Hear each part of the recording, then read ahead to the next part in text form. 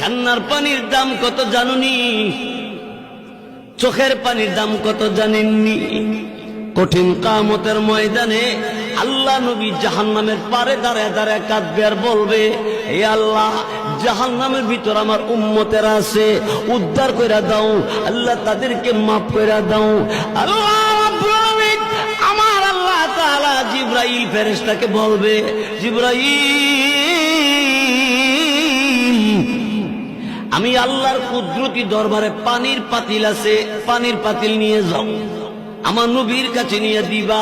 নবীকে বলবা এই পাতিলের পানিটা জাহান্নামের ভিতরে ছেড়ে দেওয়ার জন্য। রসুলের কাছে জিবরাইল পানির পাতিল দিবে, আর জিবরাইল ফেরেশতার কাছ থেকে রসুল পানির পাতিল পাইয়া পানিটা জাহান্নামের ভিতরে ছেড়ে দিবে।